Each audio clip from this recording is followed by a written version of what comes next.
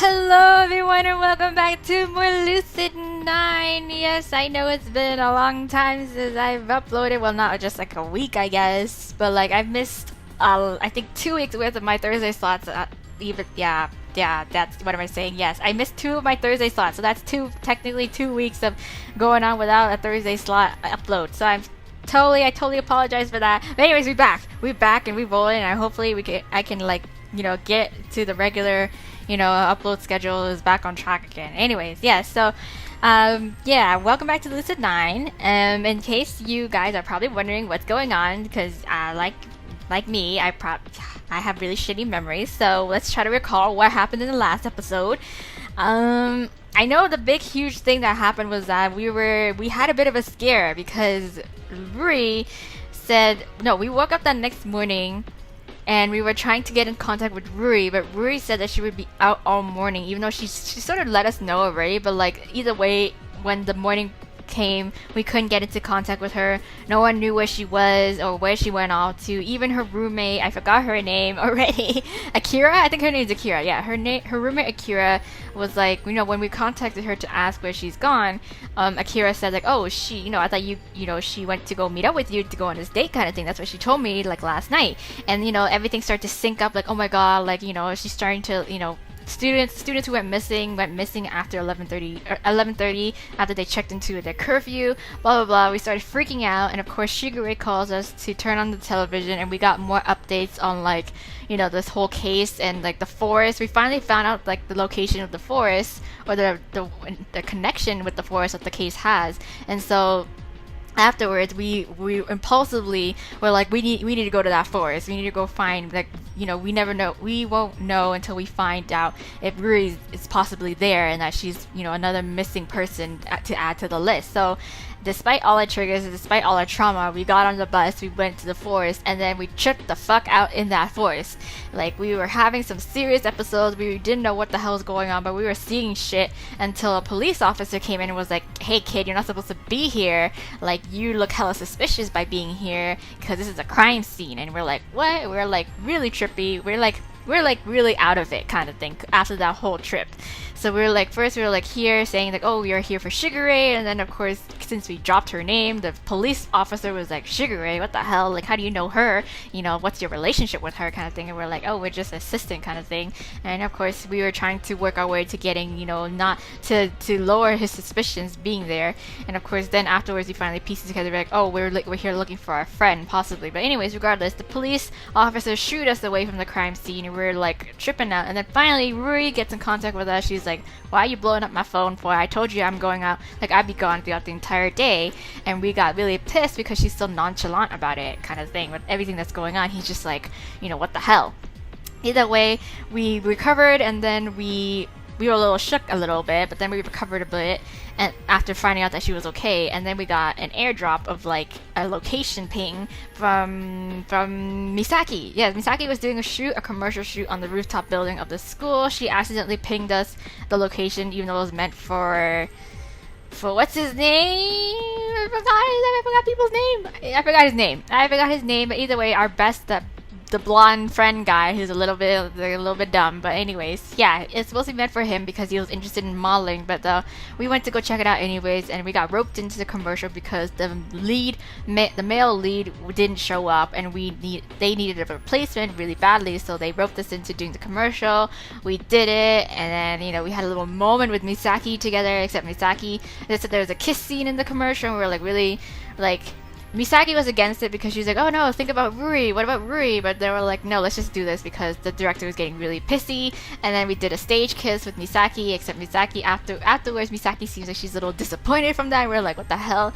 And then of course we got a text from our friends again to meet up at the Kentucky Fried Chicken place. Not Kentucky Fried Chicken place, but like you know what I'm saying. But like anyways, yeah, they texted us to meet us there to like eat out and hang out. We were a little bit moody because of the fact of what happened with Rui earlier that day, and of course also how like we know that Rui has feelings for us, but she's like not really confessing to us kind of thing. I don't know, it was very back and forth where it's like we want Rui to confess her feelings for us, but at the same time we want to avoid it because she's our best friend.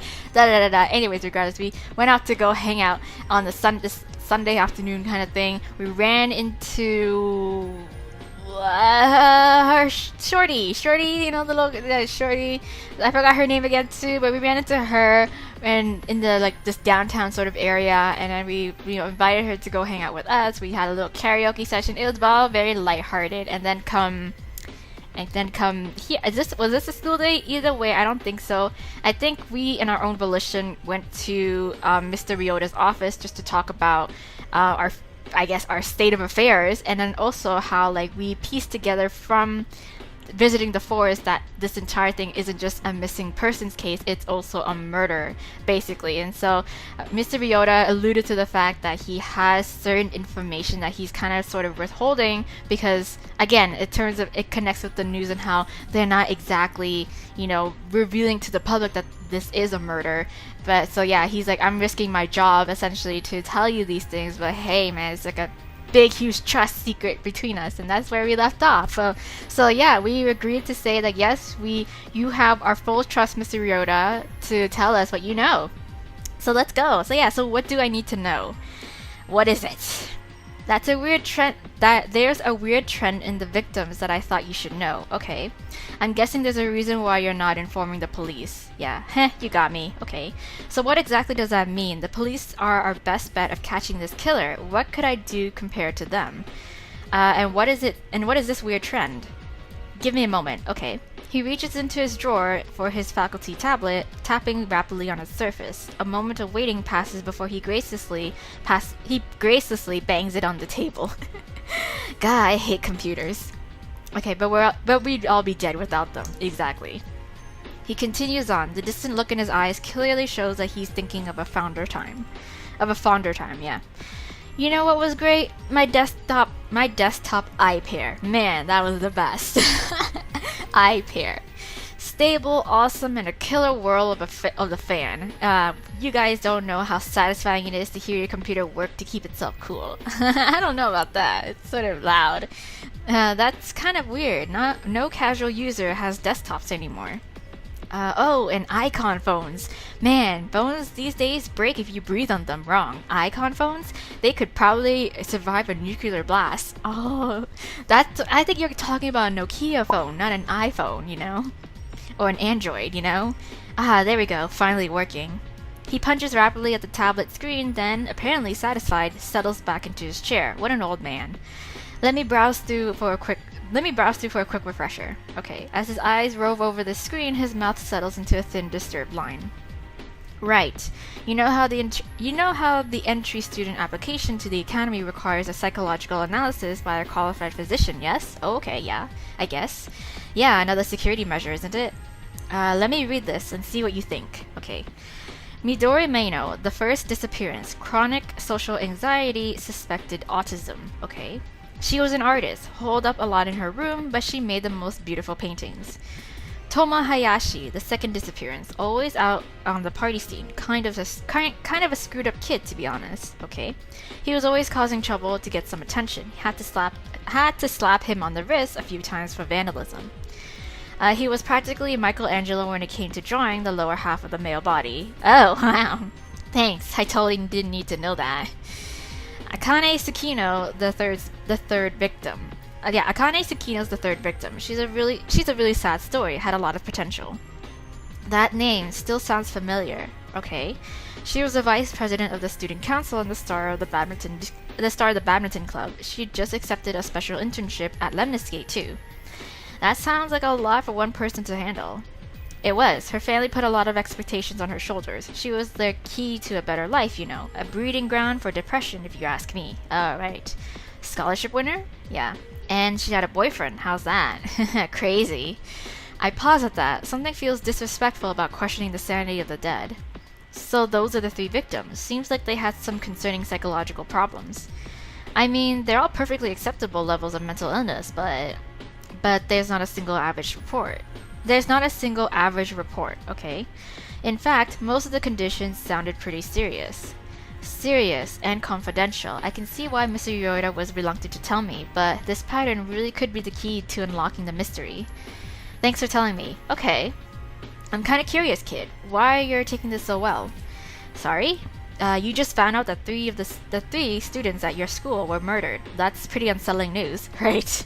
It is really death, a permanent condition, something that students really shouldn't have to face. My reaction must seem odd. Should I be hyperventilating? On the contrary, this is pretty refreshing, but also concerning. I'll admit that. Well, I wouldn't question it tonight. It's getting pretty late. Okay, you'd better get going. It's not safe for students to be out and about anymore. Thanks for the info, Mr. Ryota.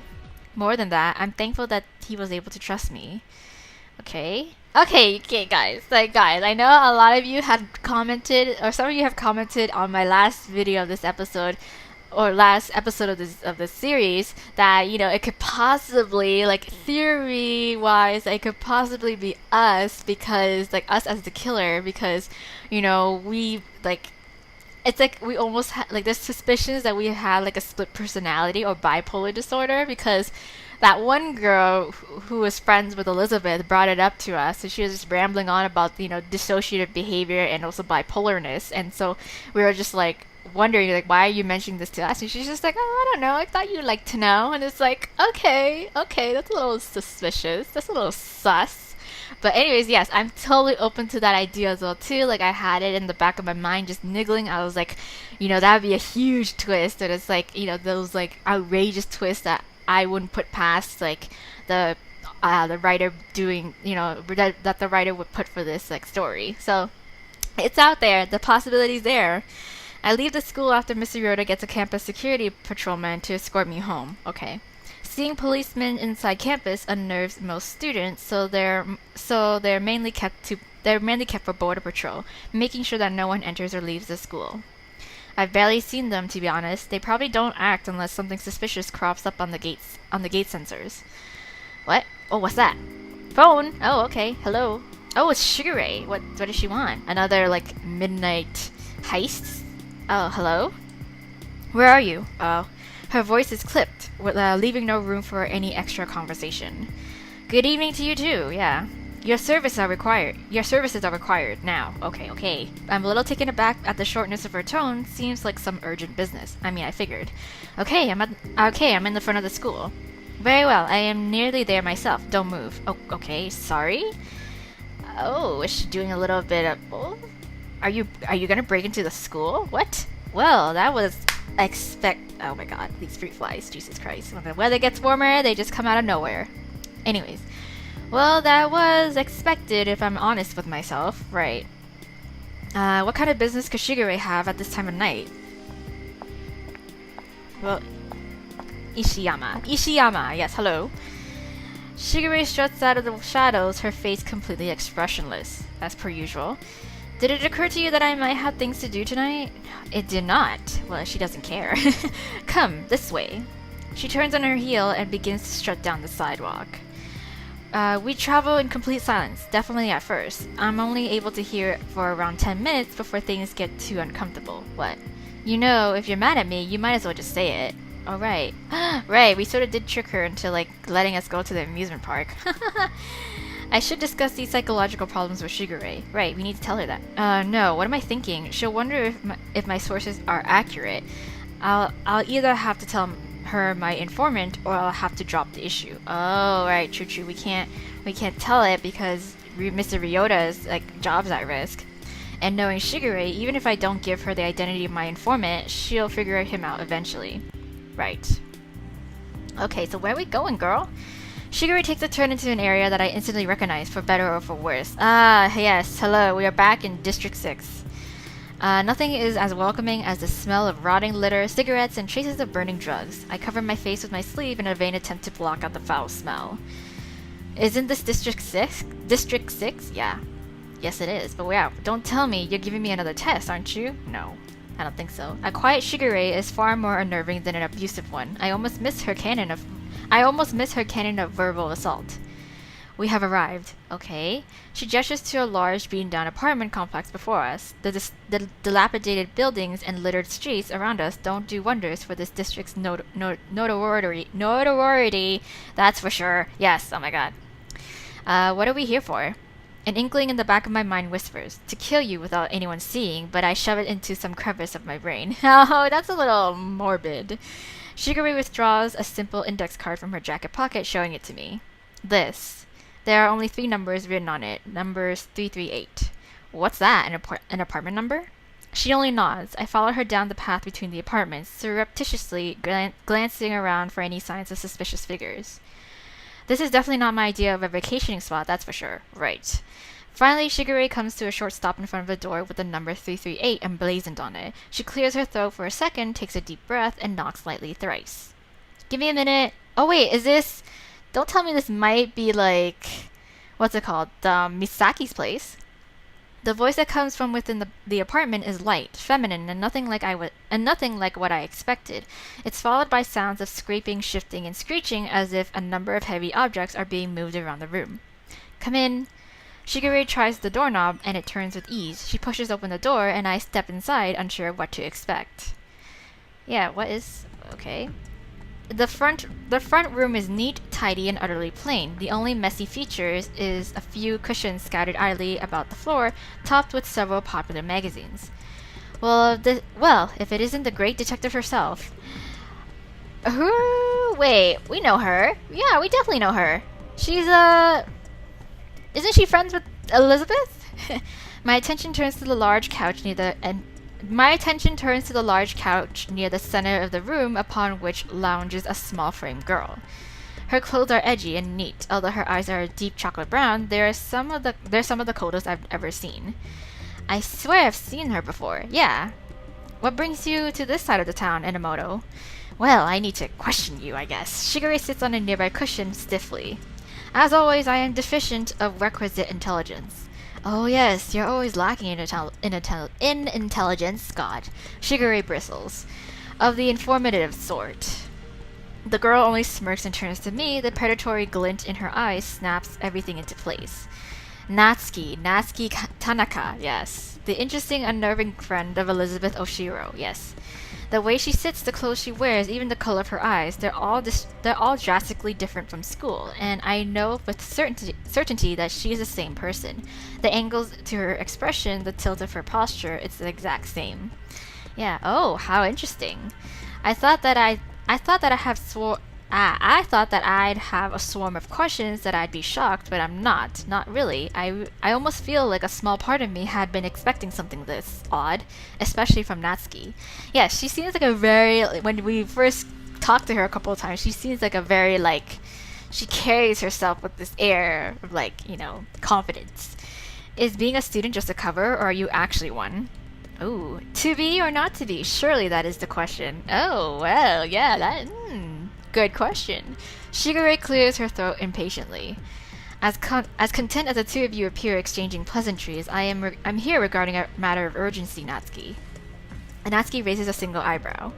You know my price. Oh, yes. How much yen shall... Oh, don't feign innocence. Don't feign ignorance, Enomoto. It doesn't suit you. Your almighty brain should be able to remember something as trivial as my currency. Okay, Shigure flushes at this. What? Certainly you didn't think I would forget something as important as that. Shigure mumbles something indiscernible while pulling her cap over her face. Why? What does she pay in? What? Maybe that's why she was so quiet. She wasn't angry at me. She was dreading coming here. Yeah. What would you have me do? Natsuki catches my eye, a mischievous glimmer in her gaze. Yeah. What's your favorite animal, Yoshimoto? And do choose something reasonable, not a duck-billed platypus, yes? Oh my god, what for? Yeah. She only winks at me. I guess I'll have to give her an animal to find out. A dog, a cat, or a chicken? This is really sketchy. I don't like this. I don't want to put any animals at risk here. No. I don't know. This doesn't seem right. I don't like this. She seems very suspicious. Like she's gonna use it as some like twisted art project or some shit. I don't know. I don't like it. I don't like this. I don't like this at all. Okay, anyway, so I'll just move on ahead and we'll just save it here. Oh, no. I'm gonna say a chicken. Yeah. Something a little hard to get, you know? A chicken, I guess. Yeah. She smirks at Shigure, who sends me a look of horror. What? Ishiyama, we will need another talk concerning your pay. What? Natsuki cheerily vanishes into the adjacent room. When she emerges after a few minutes, she's holding a full-size chicken costume. Ah, I see. Put this on, Enomoto. Okay. Grumbling, Shigure yanks the costume over her clothes and zips it up. Wait, what? Why? Yeah, there. Satisfied? She really did put it on. Give me a nice, loud buck, buck, buck. Buck, buck, buck. Seeing Shigure so subdued is pretty unnerving. I can't believe that such a proud person would stoop so low. Just what kind of person is this Natsuki? Now, Yama Ishimoto, a chicken is incapable of speaking English, so you'll have to be Shigure's mouthpiece. What? Before that, however, I believe we have some catching up to do. What are you, an ordinary ignorant civilian, doing caught up in a nasty business like student murders? I work for Shigure. I want to fight for what's right. I kinda am working for Shigure, to be honest. She's the one who offered, and I was like super interested in it, so I work for Shigure. Yeah, Shigure. Dear Enomoto picked you to work for her? Oh, isn't that precious? Two useless fools bumbling around together. Wow, she's savage.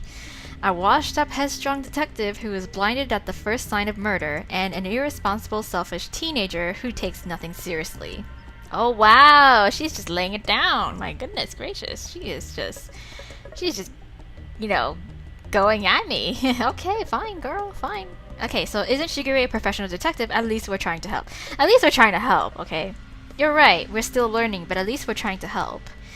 It would be better for you to leave this to the professionals. You can't exactly say that the police are doing a much better job, right? Please, the police are about as professional as taco-selling clowns. Yes. So then what's your point then? Are you not aware of the pathetic state of their CCTV coverage? Why, one can hardly see anything that happens around the city. I'm sure Enomoto found this as an unpleasant surprise while she was investigating into the school. Really, the students' obsession with privacy is just adorable. Think how easy the killer could be caught with a few more camera installations. Wow, okay, so this school is kind of shady. Alright, then who are these so-called professionals? People with knowledge. Knowledge is power. Okay, so hence why we want it. Oh, for what purpose? I'm gonna sell it like you. I'm gonna help others. Well, I guess I can do the right thing and help people because I really do want to know, like, what the hell is going on. Okay, let's just say I'm gonna help others. I'll use it to save lives and stop this repulsive killer. Oh, how childish. I'd rather be childish than be a pretentious jerk. Exactly. She only laughs at this. You're cute. Maybe I should keep you. Can I keep him, Enomoto? Why is she so sadistic? Jesus. I will not. Oh, she waves her index finger at Shigure. What are chickens supposed to say, Enomoto? Bok, bok, bok, yes. So I think that means I can keep you. Oh my god. Her treatment of Shigure sends a spiral of nausea straight into my gut. What a deplorable human being. I don't even have an answer for her. Natsuki evaluates my expression for a long moment, and something in her face changes slightly. Would you like a drink? Well, that wasn't sudden at all, right? What, are you gonna poison it? That's a bit of a rude assumption. Not exactly a baseless one. Oh, I do show courtesy to my guests. Yeah, because you've been so very courteous, yeah. She continues to examine me, a slight smirk pulling at her lips. Good to know you aren't as weak as you appear. Would you like coffee, tea, or milk? Some manners would be nice. Oh, look at me snapping back. She ignores this, heading out of the room. She faintly calls behind her as she leaves. I wonder what our little chickadee should have. I do have some moldy corn I've been meaning to throw away. Maybe I can dump it in a bowl for her. Shigure huffs at this, but keeps her mouth shut until Natsuki has completely left the room. Then she pulls herself over to me, her voice low and urgent. Take control of the conversation and get the information. I can't stand much more of this. Oh, okay. How am I supposed to do that? I don't even know enough about the case. Natsuki has amazing connections. She has information a lot of others don't. Yeah, she has information a lot of others don't, and so long as I pay her what she wants, we can get it from her. Okay. What am I supposed to ask about? Yeah, what am I supposed to ask about? Shigure opens her mouth to answer, but at Natsuki's approaching footsteps, she quickly shrinks back onto her cushion. Natsuki re-enters the room, placing a glass of iced tea before me and a glass of water before Shigure. I surreptitiously sniff it, which she catches. If you don't mind indirect kisses, I could sip it for you to prove it isn't poisoned. I'll pass. She smirks, settling on the couch. Guess this is my chance to ask some questions. So, how do you and Shigure know each other? Yeah, right? Shigure shoots me a dark glare, as if to say, what does that have to do with anything, but I ignore it. As you may have noticed, we have this symbiotic exchange from time to time. I have information that she needs, so she pays me for it. How can we know that this information is reliable? You could be lying to us. Natsuki raises an eyebrow, seemingly impressed. Enomoto thought the same on our very first interaction, so I gave her a free trial period. She's yet to find me wrong, isn't that right, Chiki? Haha, okay, so I see. Well, bok. Okay. And there you have it. Wow, she turns to me expectantly as if waiting for my move. I wonder what I should ask about. Oh, the culprit, the victim's links or ties. I don't know. Can I ask her everything? Like, can that be an option? Let's ask about links and ties. I feel that's very, important. Is this case related to any other cases, or perhaps there's some info that we can merge? Ah, now you're asking the right questions. Yes! The two of you have been so exemplary that I'll even give you a little treat. What do you say? Okay. Sure, I guess. Natsuki doesn't seem to be fazed about my lack of enthusiasm. She slowly leans forward, enunciating each syllable with painstaking precision. Okay. The independent killings. What? What is that? These mean nothing to me, but Shigure immediately bolts upright, her eyes glimmering with excitement. Tanaka, you must... Oh, we're not in Narnia, Enomoto. Talking animals do not exist. Oh my god. Shigure sullenly settles to the ground, but I can tell that this is a vital breaking point. Okay, so what are the independent killings? For the past 2 years, 2.5 perhaps, there have been sporadic, brutal murders all around Isamu. Innocent civilians with no relation to one another were massacred in the most terrible of deaths, left as bleeding corpses in the streets. Wow, that's brutal. The only connection was their time of death, which was always at night, and their autopsies, death by blood loss from uncountable lacerations.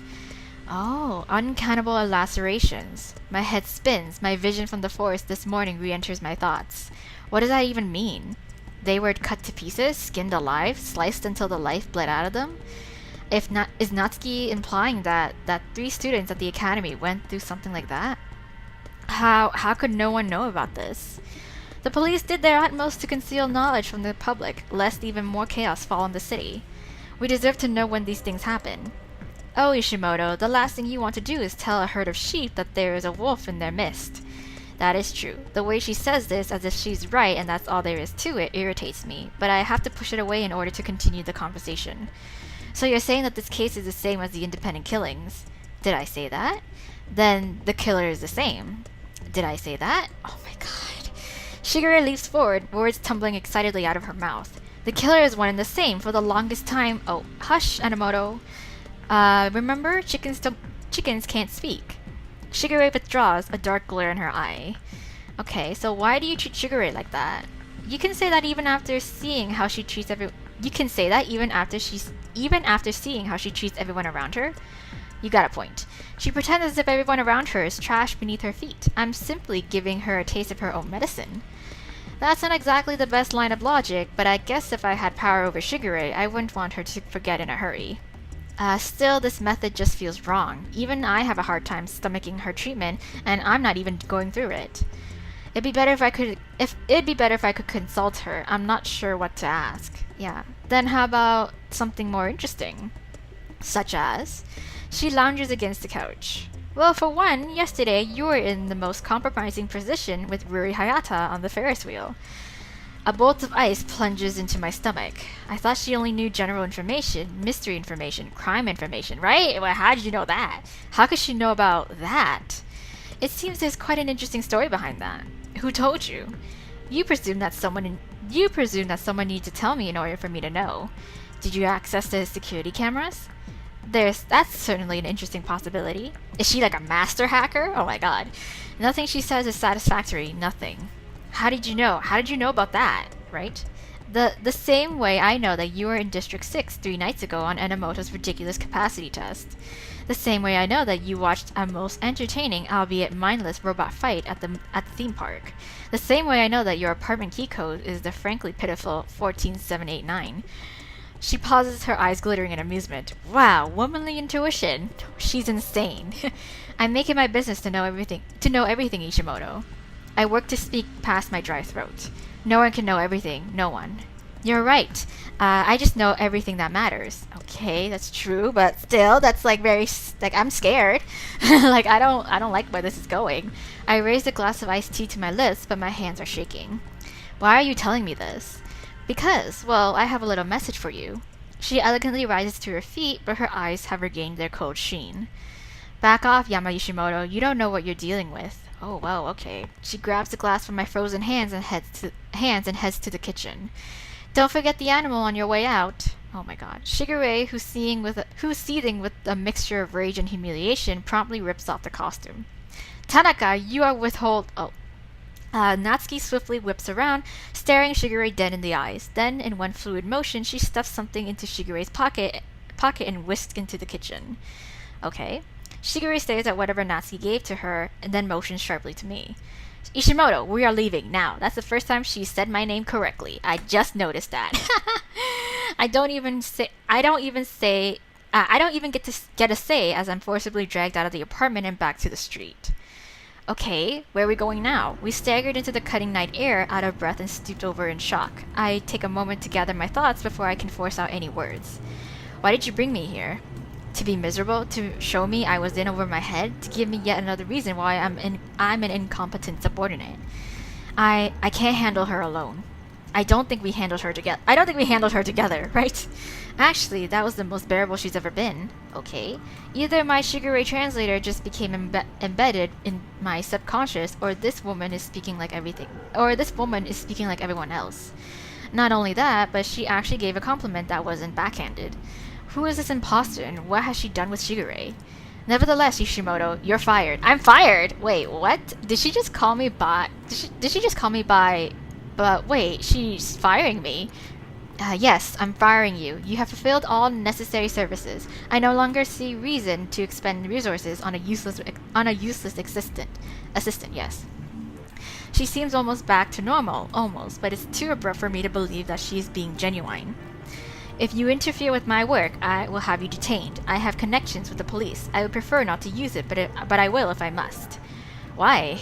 Oddly enough, Shigure seems to falter at this simple inquiry. It's for your own safety. You must trust me. I figured. Yeah, trust. That's a nice word. And this has nothing to do with Natsuki's warning on how I should stay out of this? Truly, you were my assistant for a reason. What's that supposed to mean? It is of little consequence. You were fired because you no longer fit the job. I clenched my jaw to hold back a pulse of anger. Which was basically being an errand boy. Pardon if I failed to see the extensive qualification that an errand boy needs to fulfill. Yeah, pardon me if I can't see the extension. Yeah, whatever, yeah. Let me tell you my own theory, yeah? Yes. The independent killings. You know an awful lot about them, considering that they're supposed to be hidden from the general public. You were involved in those cases in some way, weren't you? And when you noticed that 2 students had disappeared from the allegedly impervious academy, something clued you in that they had to be tied to the independent killings. Maybe it was evidence, probably just intuition, considering you had to get Natsuki to confirm it for you. Ishimoto, you do not understand. No. So you saw that students were disappearing from the academy, and 4 days ago you decided you needed to get inside and figure it out for yourself what was happening. But security's tight. You couldn't hope to just snoop around unless someone willingly let you in. In the midst of my indignant wrath, the puzzle pieces begin to shuffle into place, pulling together faint memories that I thought I'd forgotten. So you had to approach a student. You had to make a specific connection, someone who would let you investigate the school without asking any questions. You hired me before you were officially brought into the investigation after all. Oh, I got you. Well, it's true, isn't it? You just needed to use me to access the academy. That's why you approached me on the street that day. Go home, Ishimoto. She says this wearily. I can only sigh in disbelief. Then, what was that test for? Why did you sent me to some place that was dangerous, some place I couldn't handle? But I had, and I did, and I solved all of her stupid little puzzles. I had proved myself fair and square. For what? Being tossed away like garbage? Yes. No, now I understand. What upsets me is not that Shigure approached me with ulterior motives. I expect ulterior motives from everyone. What upsets me is what she's doing now. Tell me how. Ishimoto, tell me, Shigure, how do I prove myself? Give me some riddle, or a logic puzzle, or I don't know, a complicated piece of Sudoku. I'm supposed to help, supposed to be your assistant. Shigure slams her foot into the nearest trash can. It doesn't topple, but the reverb of leather against tin stops me in my tracks. She leans close, eyes narrowed with intensity. Ishimoto, I will only say this once. You may think you fully understand the circumstances which surround these crimes, but you are sorely mistaken. Do not be so quick to forget that I am nearly a decade your senior, and I have seen a great many cases that are beyond your comprehension. Yeah. I speak not of your intelligence, but of your mental capacity. You are yet very fragile, Ishimoto, and this case may break you. That didn't worry you before. Then let me ask of you this. Are you ready to physically examine a body that has been masterfully taken apart by a sadist with all the time in the world? No, just the thought makes me queasy. Okay, so there has to be something else I can do. Enough. I tire of this conversation. This is my decision, Ishimoto.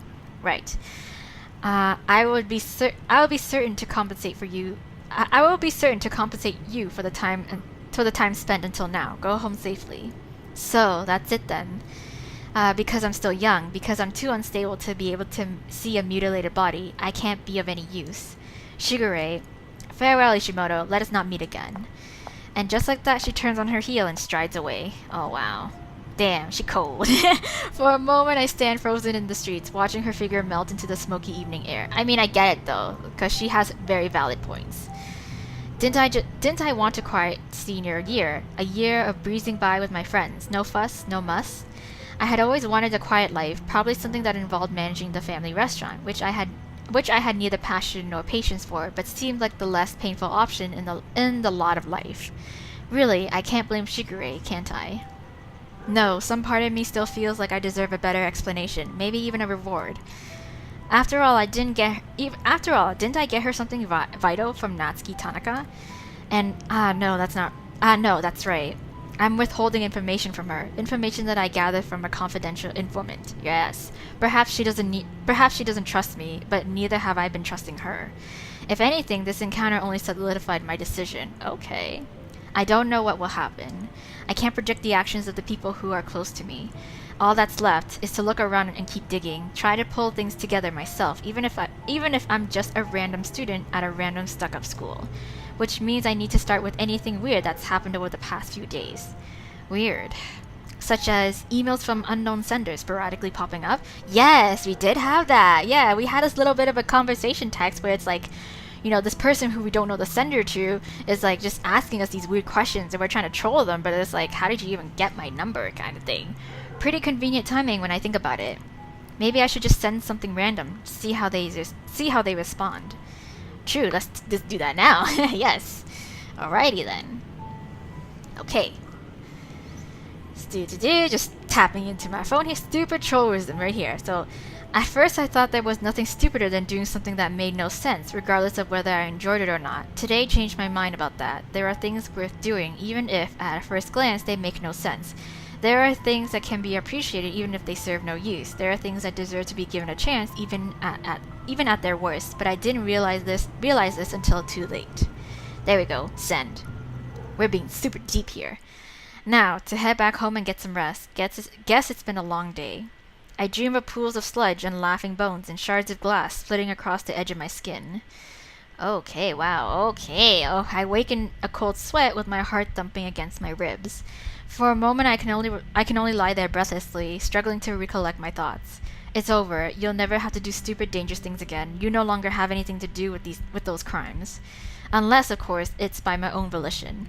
I throw on my uniform and head to the kitchen, selecting some simple fruit for breakfast as I scroll through my phone. Did we get a reply? I mean, I hope I did. Hope we did. Okay, let's go. Let's see. So, it looks like I have another email from the mysterious Crimson Crusade. Yeah. I think they're a cult.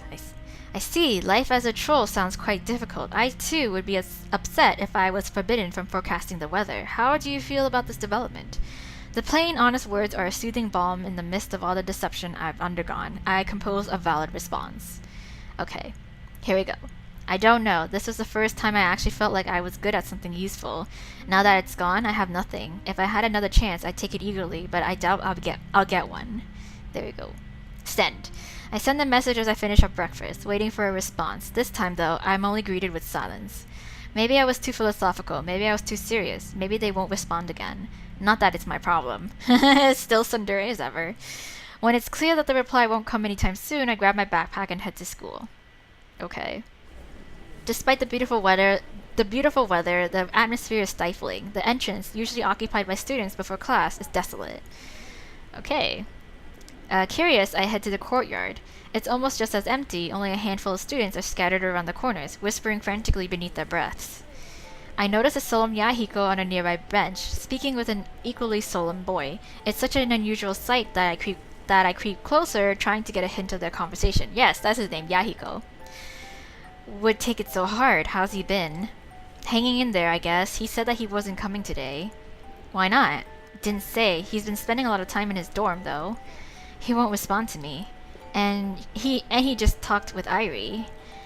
Irie? Why would that matter? Irie is the little girl. Yeah, the little short girl. So come to think of it, Irie has always been surrounded by rumors. Even before, people accused her of being the source of disappearances. If I remember correctly, it wasn't that she caused the disappearances herself. Rather, she supposedly emitted this aura of bad luck that indirectly led to their misfortunes. Pointing fingers is usually unnecessary, but this is getting weird. She talks to Midori and Midori freaks out, then disappears. Then it's Toma who freaks out and also disappears. Even Akane. And Shoji too. Yes, yesterday she came up to him at lunch. He won't tell me what they talked about. But he's also acting differently. Oh, for now, just keep trying to talk with him. Whatever you do, don't leave him alone. Yeah. Right, see you after class. Yeah, you hang in there too, okay? As always. The boy strides away. Yahiko slumps on the bench, dropping his hand over his eyes. It's so out of character that I have to pinch myself to make sure I'm not dreaming. When I decide that I'm fully awake and that serious Yahiko is actually a thing, I approach the bench. Hey. Yo. Yahiko immediately bolts upright, all signs of tension melting from his face as he dons his characteristic smile. Well, hello. Why, hello, my good minion. What brings you to this place? That's suspicious. Still, I'd prefer that he not know I was just eavesdropping on him. I play along. Do you know why the school's so quiet? Do I know why the sky is blue? Do you? Well, do I? He seems back to normal, if this is what his normal state really is. Oh right, I remember. Apparently the police dug up some body in the woods or something. It caused a big uproar. Why? Well, it was one of the disappearing students. You remember her? Akane Tsukino. So they found her body. That name definitely sounds familiar, and it's not just from the investigation. Her boyfriend's a wreck, the poor sap. Her boyfriend? Boyfriend? Yes. Akane, a disappearance, a boyfriend who was worried sick. She must be the girlfriend of the guy who I fought with the other day. Yes, it's him. Right, they were blaming Irie for her disappearance, and I stepped in, and right in her boyfriend's face, I told him he'd get over Akane in a week or two. Oh shit, yeah. Her body was found. Yep. Well, what was left of it? Oh, what was left of it? That's even worse. Hold on, something's beginning to make sense. That police officer, Officer Katsu was it, said that I was on a crime scene. In that case, when was her body found? Don't tell me. Yesterday, so the rumors go. I was just there yesterday morning. Yeah, how'd you know? I think we might have, stumbled upon bits and pieces of her body. Oh, shit. An immense wave of guilt washes over me. Akane Tsukino dead. I vaguely remember the harsh words I spewed at her boyfriend. Shoji, was it? No, Shoji. How could he be feeling now? You'll get over her in a week or two, I'd said. I'd said that when I thought he was clingy and irrational in blaming Irie. But now she's dead, brutally murdered in the depths of the Isamu forest without a single soul to mourn her passing. On the bright side, if there is one, I now understand far more than I used to. Why Officer Katsu was at the forest, why he claimed it was a crime scene, why Shigure asked me to go look. Because a body had been found, an actual body. Hey, you okay, dude? Yeah. Looks like Yahiko noticed my silence. I can only continue my line of inquiry. At the very least, maybe I can somehow help the investigation, even without Shigure. Shoji's the name of her boyfriend, right? Yeah, do you know him? Yeah. How? And at the most inconvenient moment, the warning bell tolls. Yahiko immediately grins. Whoops, guess that's the bell. Oh my god, I think Yahiko is like, he's hiding something. He's definitely using this dumb persona just to hide shit. I mustn't have my perfect reputation tainted with rumors of tardiness. He strides to our classroom, beckoning me to follow, even stranger, right? Oh my god. I apprehensively walk alongside him, wondering just how much I actually know about Yahiko Ikari. Nothing. Absolutely freaking nothing. I used to believe that I knew everything about Yahiko. He seemed simple at a first glance, as readable as my books from 3rd grade. I still remember how he looked, somehow pulling 3 bulky suitcases through the door with his skinny arms. He was smiling then too, in fact. I rarely saw him without a smile. Hello, Rumi. Yes, I had already unpacked and was currently lying in my bed, reading some novel or another on my phone to pass the time. I didn't even look up to issue my greeting. Yo. The name is Yahiko Ikari. From today and onward, I am your new overlord. This caught my attention. I hastily glanced up. The first thing I noticed was his hair. It was bright yellow, for one thing, that made it pretty noticeable. It was also cut around his face in swaying layers like he was some kind of idol. The next thing I noticed were his shoes. Most of the kids at the academy had nice shoes, of course, but his were on a different scale of nice. They were loafers, brown, like usual, but they were also etched with unusual designs that glowed with the sheen of some expensive material. Later, I found out that they were custom made from Italy. Oh, damn. Not that I need to know that to make my judgment. I returned to my book, bored. Womanizer, rich kid, arrogant, neat freak. At the very least, his type wouldn't be a terrible roommate. As long as I didn't have to talk to him. But he talks to you, though. When I think about it now, it really shouldn't come as a surprise that his parents are higher-ups at Lemniscate. Right. His grades are nowhere good enough to get a scholarship, and yet he waltzes into this expensive, prestigious school wearing Italian loafers and probably scarves from Sweden.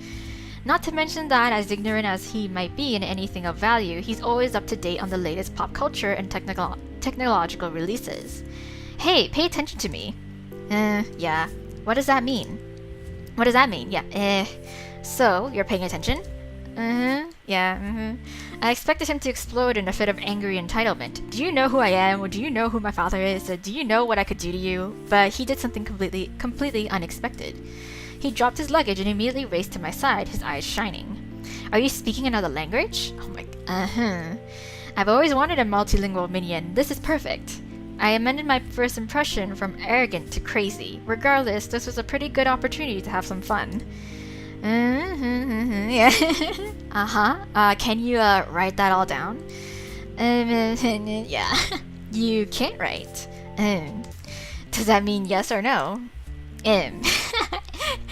So wait, what? The bewilderment on his face was so genuine that I couldn't help but laugh. Of all the people I'd met, this guy had to be the most gullible. My name's Yama. Oh, I understood that, because it's in English. Really? Or like Japanese, whatever. Yes, well, it's only to be expected. Someone as amazing as me can pick up languages in a snap. I see. Can you understand this? Yeah. What about this? Yeah.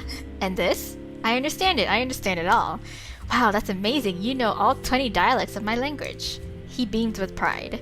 Of course I do. I'm an Ikari. I see. So, what planet are you from? Planet? Well, that was a sudden jump.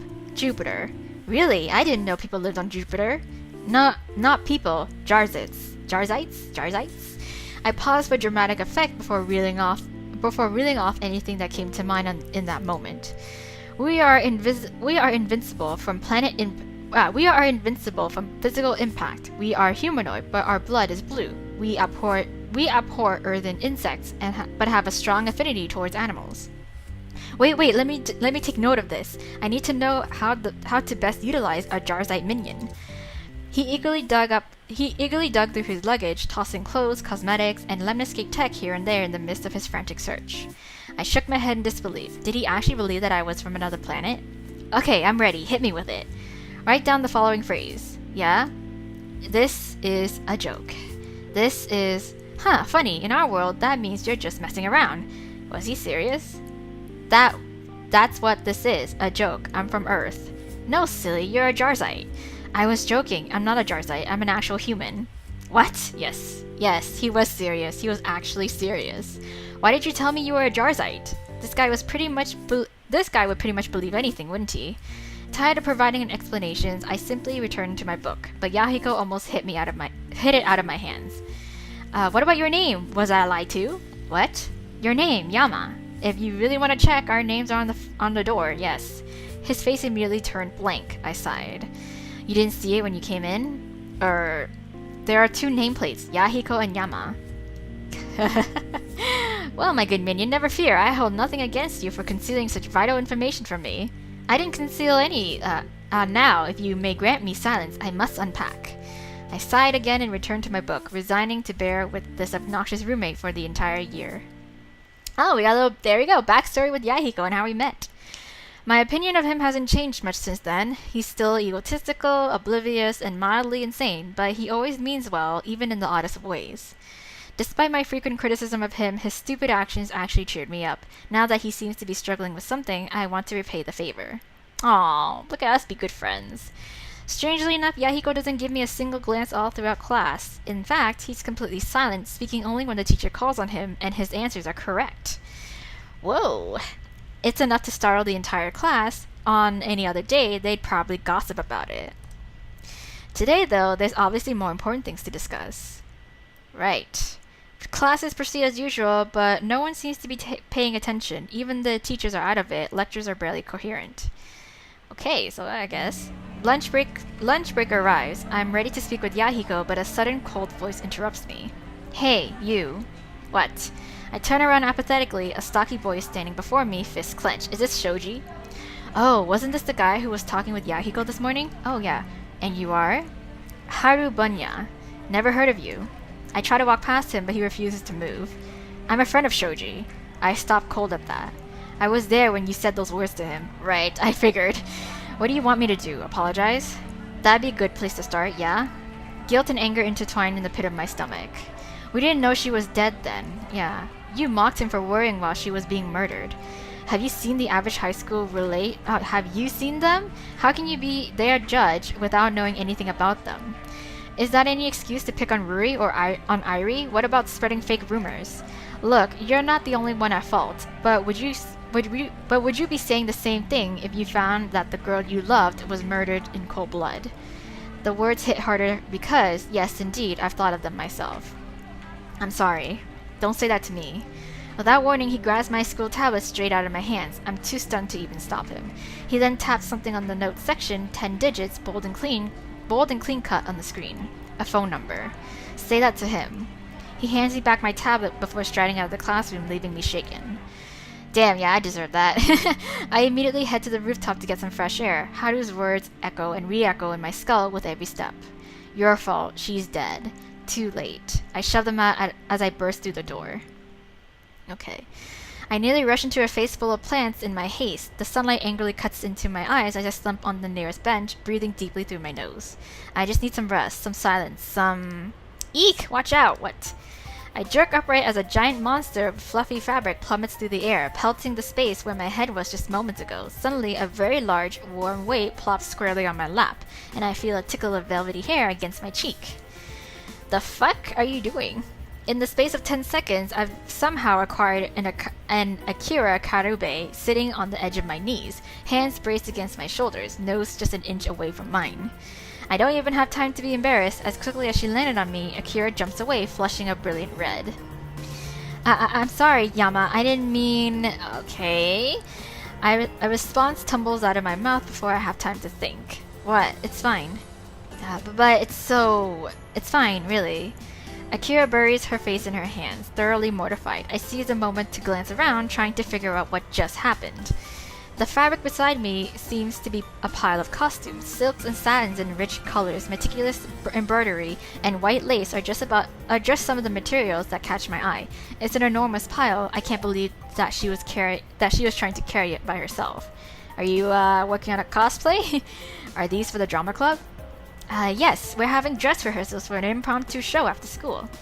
You should come. Come and give your undying support to Ruri. Oh, I never seen her in such a strange mood before. Akira may be Akira, but something seems to be bothering her intensely. What? Maybe I should ask her about it? Ask her, never mind.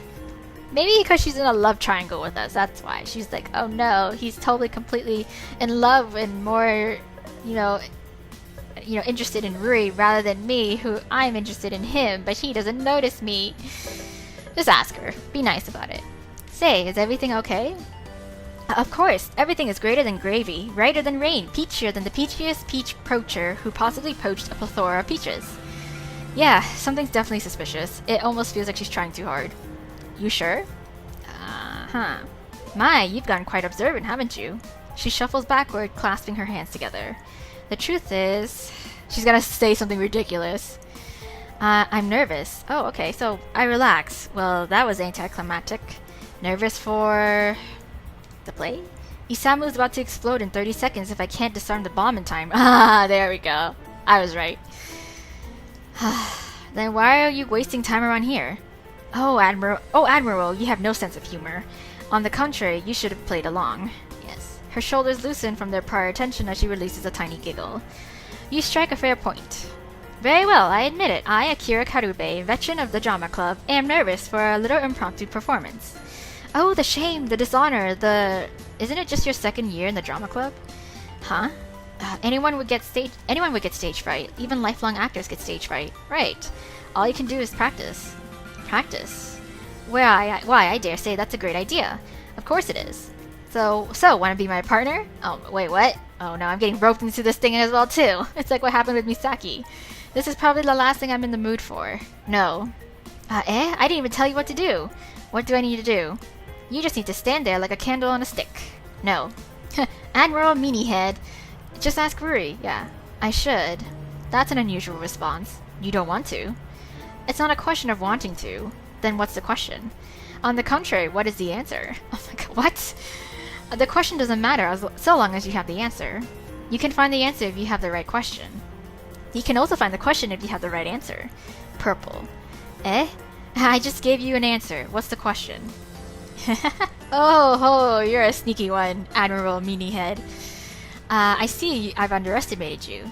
I can't help but chuckle at that. So, will you help a comrade in need? I want to say yes, but I decide to play around a little more. Maybe. There is no middle ground. Choose this day which side you take. I recommend you choose wisely. Then no. Eh? Please? No. Fine. Okay. Really? Yes. Okay. I don't trust you. Why? I said fine. Any man who is quick to change his mind should not be trusted. All men do is lie. I don't blame her. Something about being around Akira makes me whimsical. Maybe she's rubbing off on me. Regardless, I slap my hand on my chest and salute and bow. I swear, I'll be your practice partner for this lunch period. Are you satisfied? I swear upon the grave of protein shakes and molasses, and we have a deal. Okay, protein shakes and... No, I shouldn't even be surprised at this point. I solemnly swear upon the grave of protein and molasses. Protein shakes! Okay, protein shakes and molasses that I'll be your practice partner for this lunch period. I accept this oath and bind it to... You know, time's running out. If we're going to practice, we should do it now. Party pooper. Akira clears her throat and steps away, closing her eyes. Despite myself, I feel a rush of excitement. This is just like when Ruri and I played make-believe. Akira suddenly whips around, flinging an arm towards me, her entire posture swarming with power. I see you have finally arrived, sacred Starflame. Truly, it is perfect timing. You get a front row seat to the mass zombification of your people. Sacred Starflame? What kind of character would that be? Not today, Shadow Bell. I shall purify your soul, and then purify the planet. We shall see. First, you must proceed through me. O spirits of the cosmos, bond with the summons of the abyss and heed my call. Yes. Expatriate this world. Akira lunges with a pile of fabric on the bench, withdrawing a long, narrow paintbrush out of nowhere. What kind of practice is this? Activate Orion microcell abolishment prototype. More Greek letters. 10... Is that 10... 1, 5, 5, 10, 1, 5, 15? I don't know. She twirls the paintbrush with expert precision in her hand and jabs it at me. Am I supposed to follow through with this? I don't know. I glance around for something to match her paintbrush, but find nothing other than a hand shovel. I pick it up with two hands, making it as if it's heavy. Angels of lights and flyers of freedom, bestow me with your blessings and don me with fitting arms to combat your mortal enemy. Oh my god, we're like doing our own anime fight scene right now. Light spear initiative. Oh my gosh. I swivel the shovel around my head, weighing it like some kind of giant halberd. She seems to understand. You are stronger than I expected. It appears that just one blow from your cursed weapon shall wipe me from the existence. Oh gosh. Okay, of course. You'll have to hit me first. She dashes in, jabbing the paintbrush at my side. I fling myself away, swinging my shovel towards her, but she nimbly drops to the ground. I take a second for recovery, which she seizes to land a solid poke on my shin. Ow! I bite your kneecaps. Okay. She pulls away. I swing the halberd straight for her skull, but she leaps with cat-like grace, thrusting her rapier straight into my heart. I immediately parade the tip with my hilt, driving the edge towards her, but she easily disengages. Truly, your name as a being of a power is justified, Sacred Starflame. As in your name as a being of corruption, Shadowbell. I'll take that as a compliment. She stabs again. This time I'm ready. I catch the rapier and twist it, sending it spiraling out of her grasp. Give up, Shadowbell. Justice demands retribution. Well, that's unfortunate, because it sure won't be getting any. She backflips upon the nearest bench. Absently, I'm impressed at her agility and raises a hand to the sky. Are you sure you're part of the drama club, or the drama club's also doing part like gymnastics? Oh, shit. No, I didn't want that.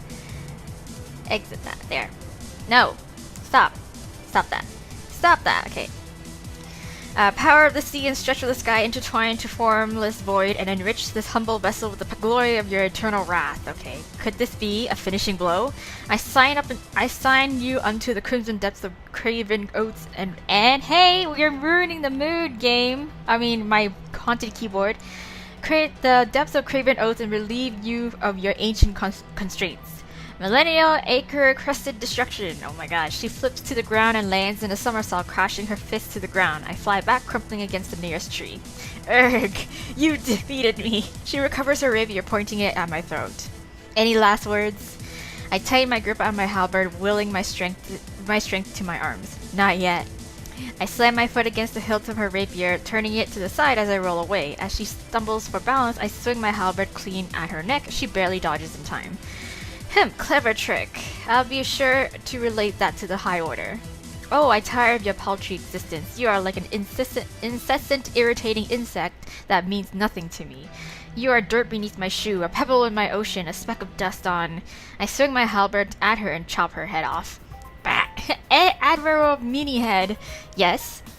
You interrupted me. Well, that's your own fault. That's your own damn fault.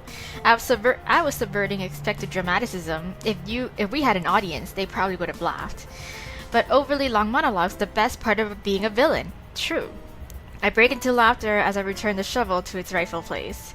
Maybe so, but they're useless. The villain is leaving himself vulnerable for way longer than he should. Yes, indeed true.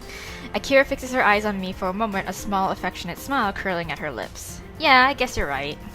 Her light giggle emphasizes the flush in her cheeks. I realize that the heaviness in my mind has completely dissipated. Hey, Akira, thanks. Yeah. You lifted me from my dark mood. What for? The fun. It was crazy, of course, but fun. Yeah. I'm glad. She suddenly wraps her arms around her body, looking intensely vulnerable. Oh no, what? Are you late? What? Yeah. I shouldn't have... Suddenly she scoops up the pile of fabric and races to the door. Oh no, she's like, what have I done? I've involuntarily indulged myself with Yama because Ruri has a crush on him and I shouldn't. This is her best friend. Yeah. Is that the bell? Why, I do declare that's the bell. Goodbye, Admiral. Well, that's good timing, actually. Without another word, she kicks the door open and races down the stairs. It slams behind her, leaving me alone on the rooftop. Okay, there we go. Let's continue on with the class, I guess, the school day. I head back to my classroom in total bewilderment.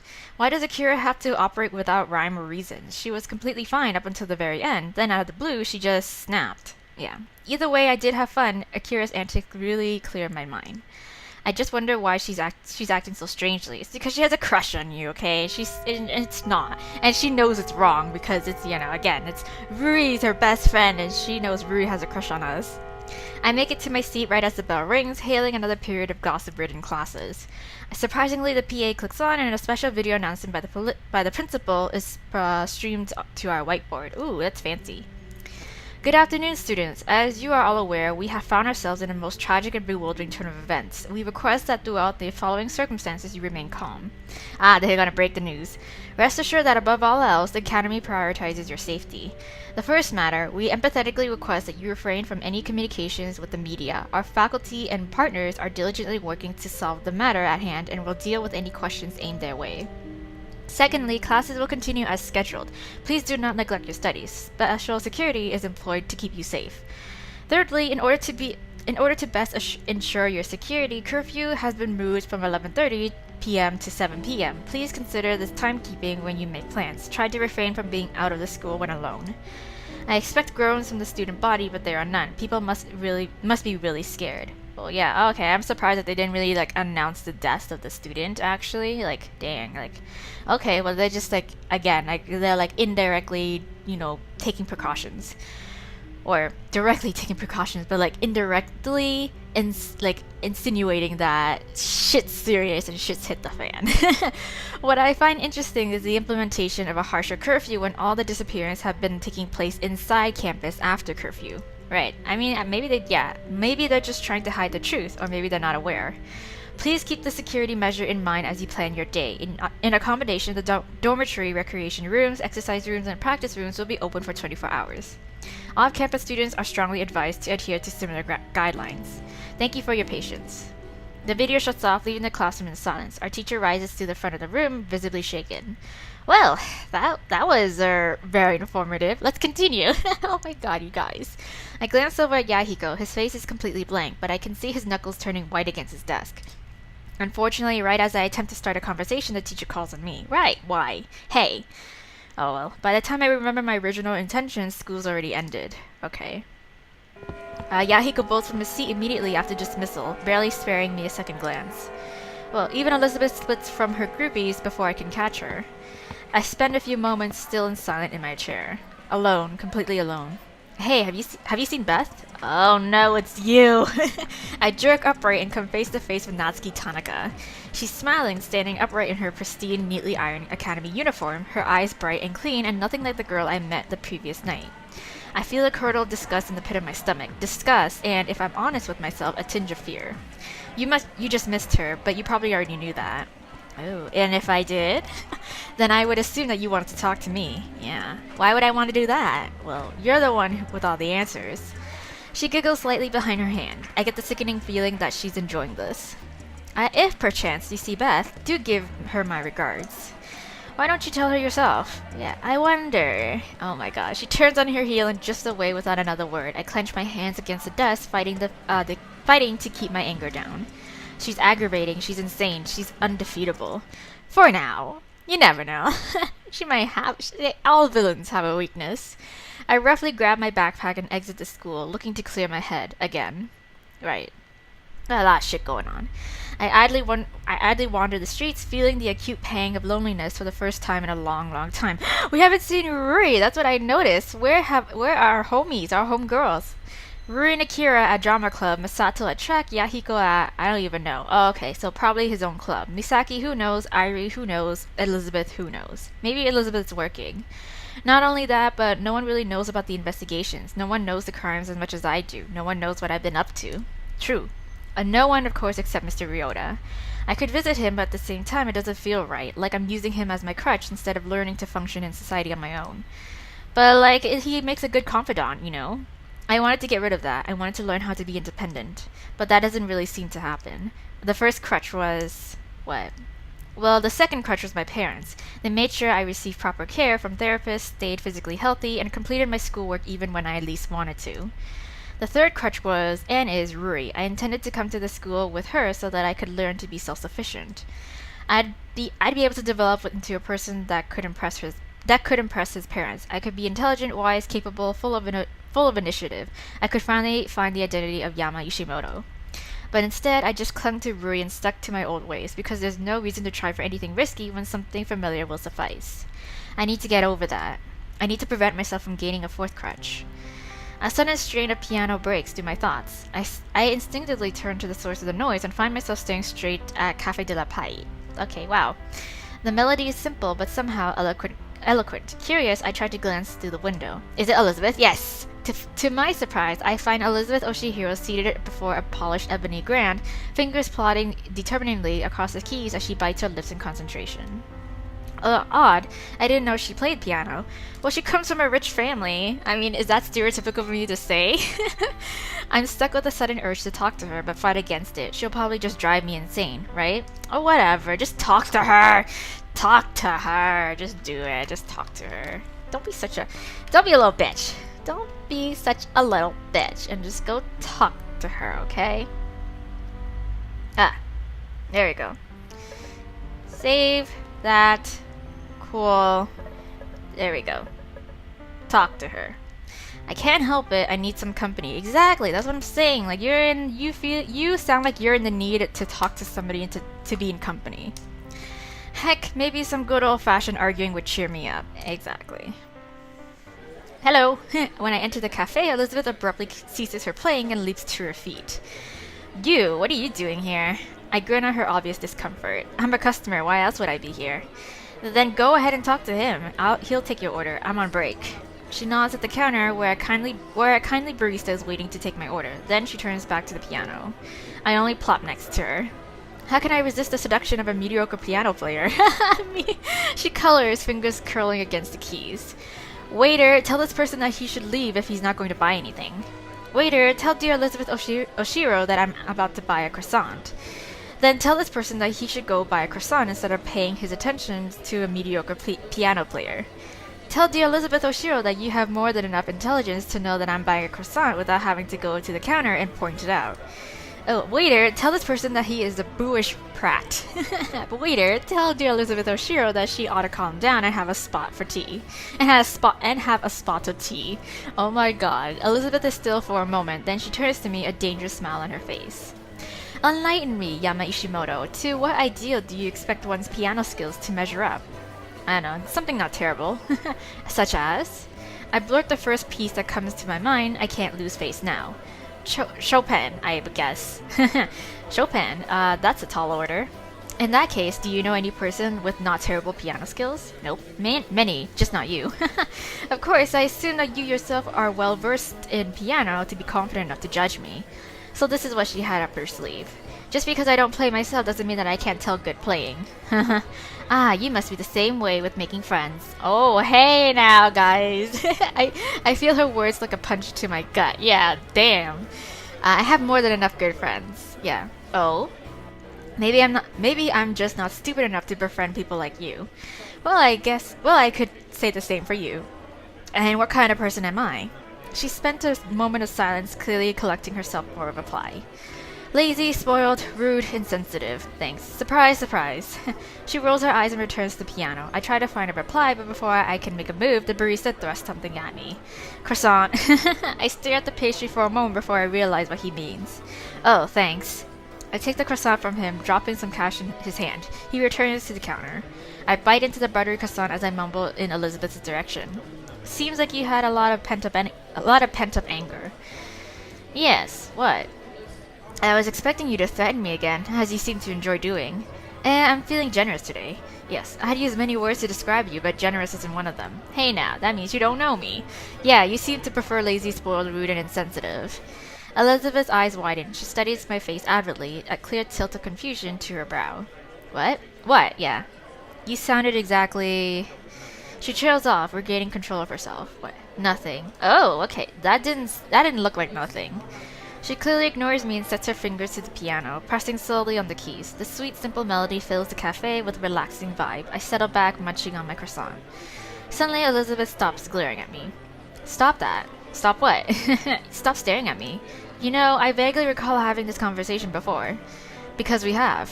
What if I like staring at you? Oh, you just set yourself up for something, buddy. This brings a completely different reaction than I expected. Elizabeth turns beet red and shoves me away. What are you bloody talking about? Her extreme reaction immediately puts me on a defense. I was just, you can't say things like that. What the heck happened to the cool and collected Elizabeth just a few moments ago? It's not a big... Words like that mustn't be thrown around so trivially. What's gotten into you? Nothing. I'm going to practice. She quickly starts plopping on the keys. The notes are harsh and flat, grating against my ears like broken glass. I'm tempted to supply some dry commentary, but manage to hold my tongue out of curiosity. What could be causing such drastic behavior? You seem to have that sort of effect on all the girls you talk to, Yama. I said, stop staring at me. I said, what if I like? Oh, fine, stare, whatever. She continues mashing on the piano, her hair flying about her face from her hurried motions. After a few minutes, though,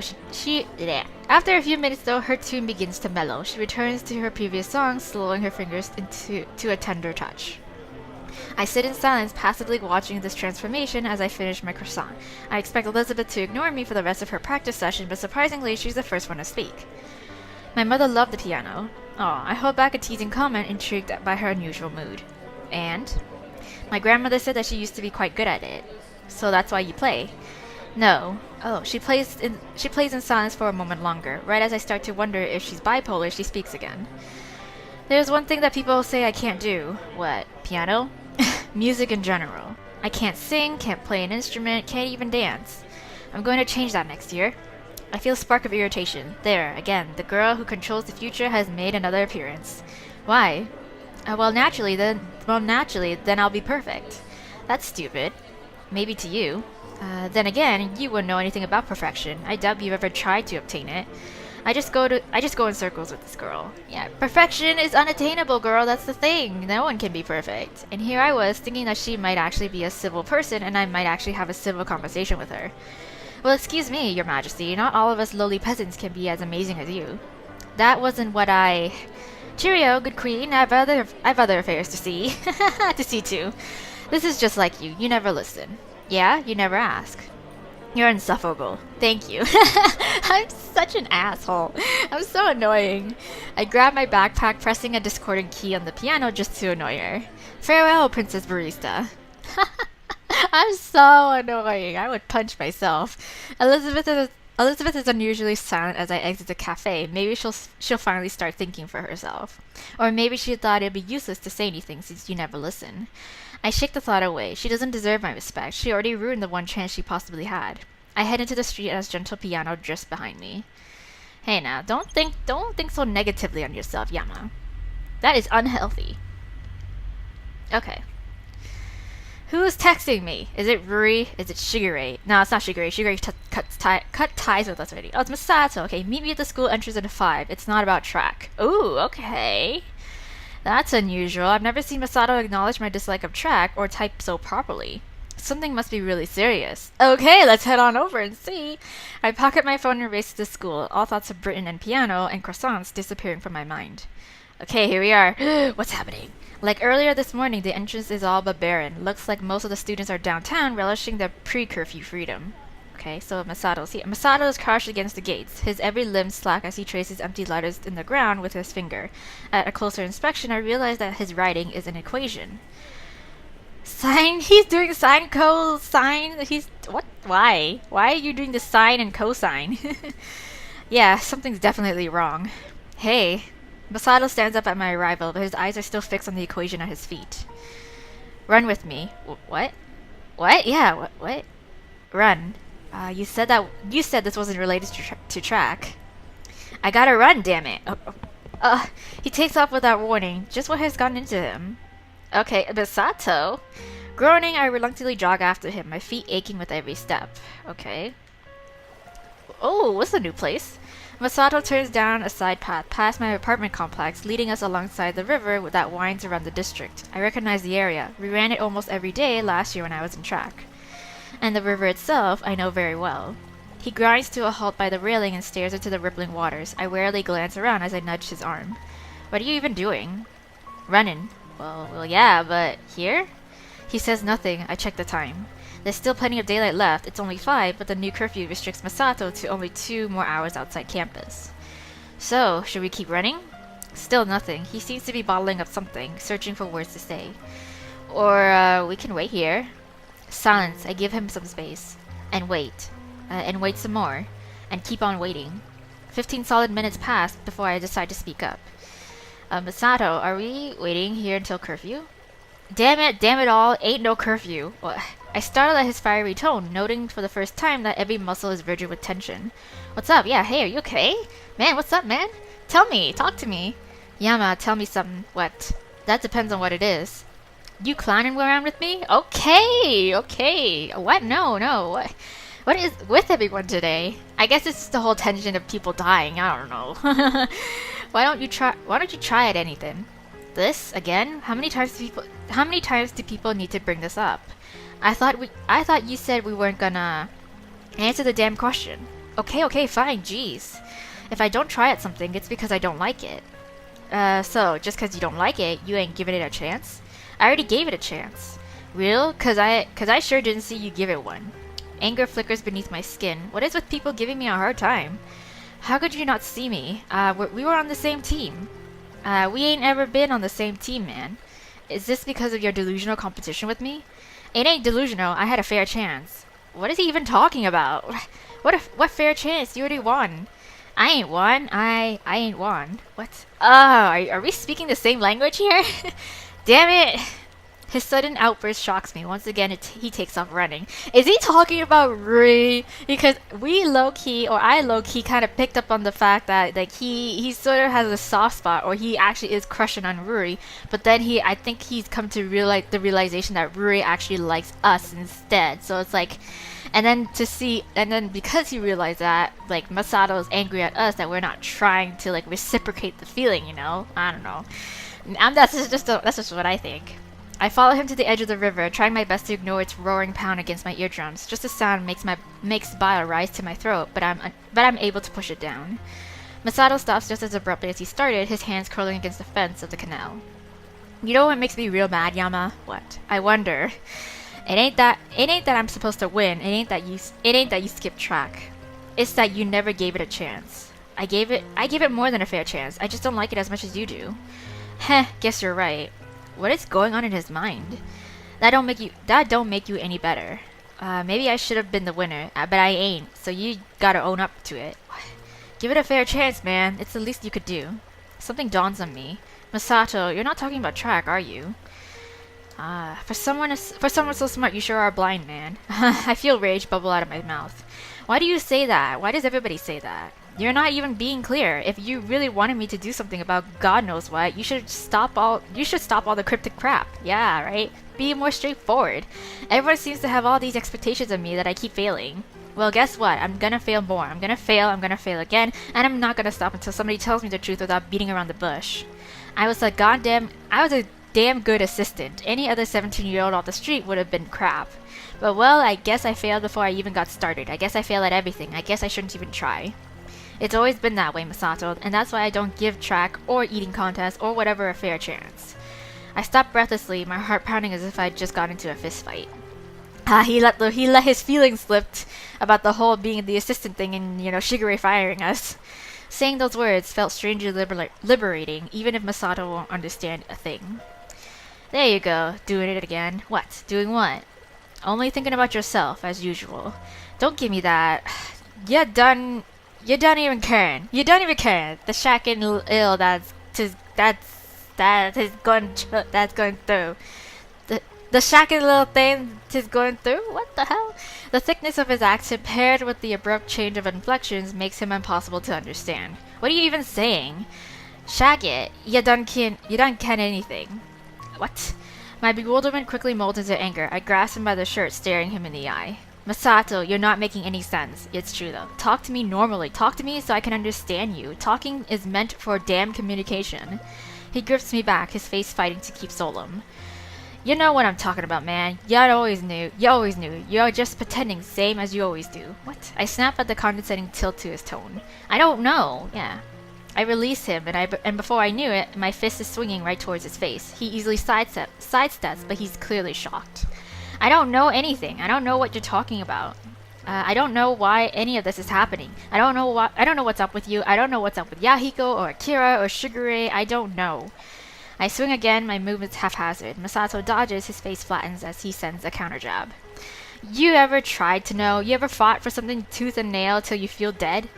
I did. I tried, but it doesn't matter in the end. But it don't matter in the end, eh? Cause this is a race where the only boy who can win ain't even running. Ow. My mind runs blank. I can only watch as his fist soars towards me and socks me right in the jaw. Ha! I can't even register the pain as I crumple to the ground, the wind knocked out of my back as I stare at the darkening sky. I ain't even running.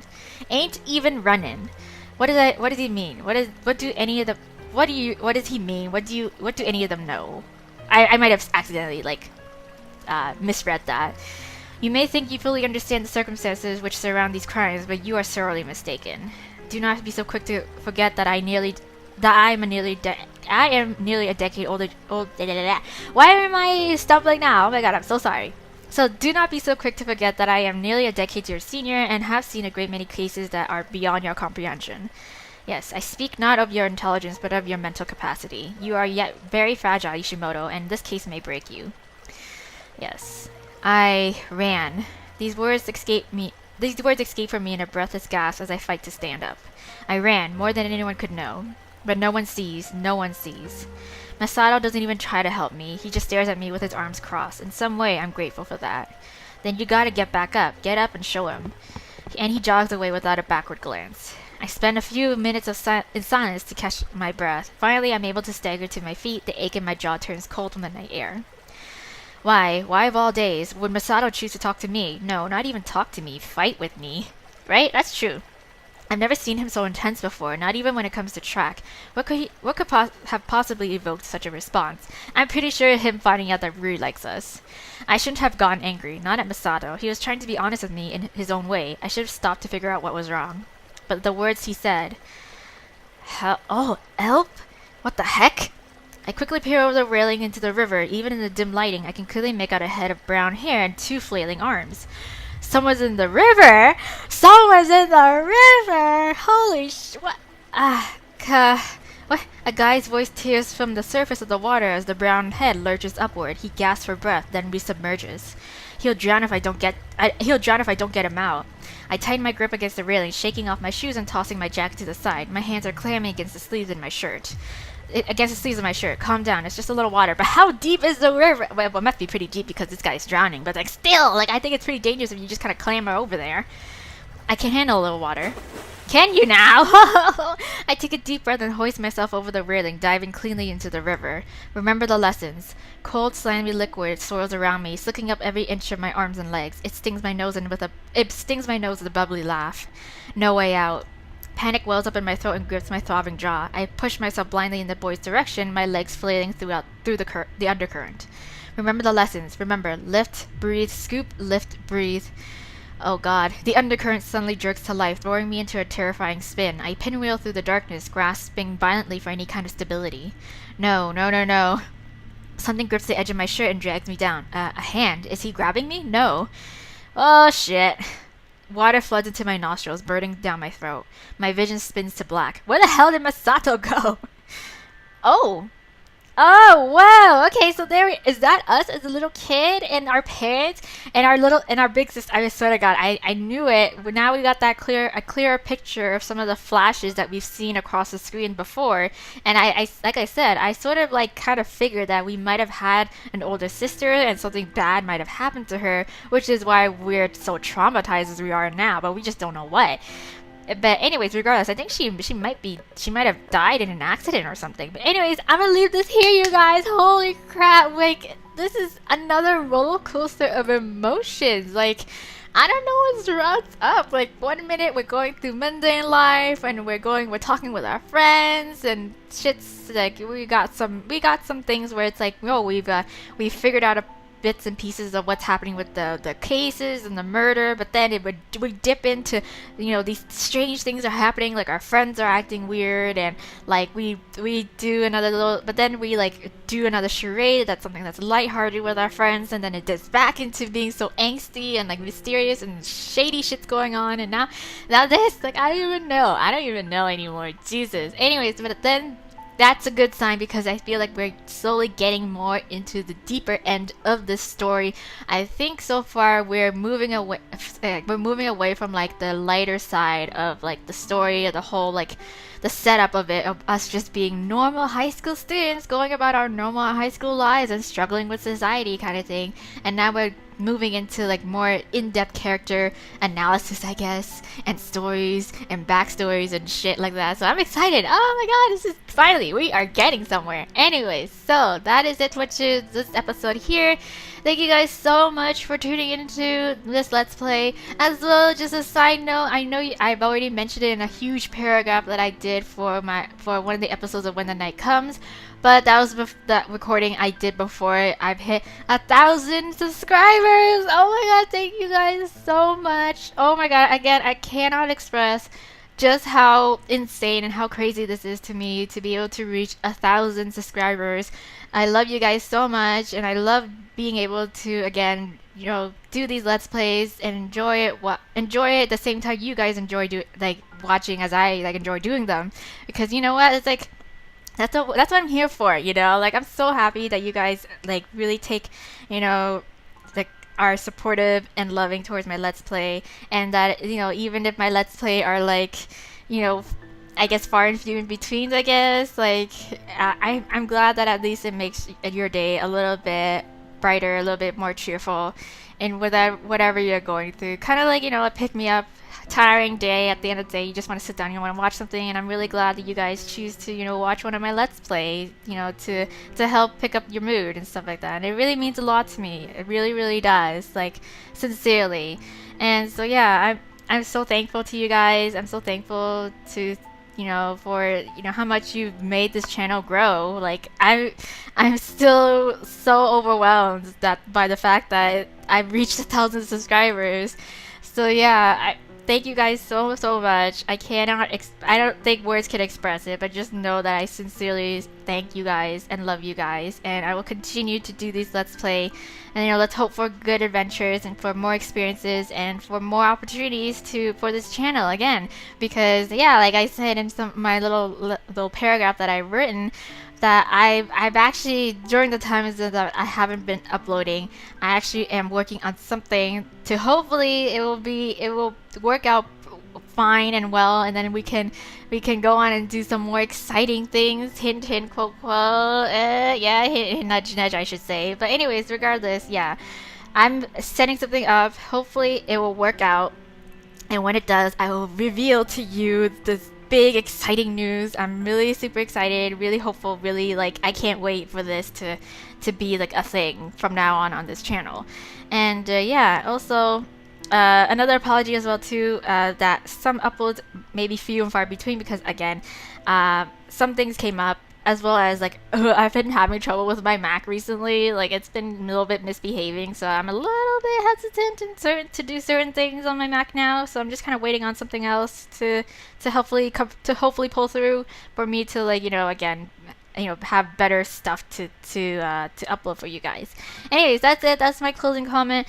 Thank you guys once again. Love you guys so much, and tune in next time. But for now, bye.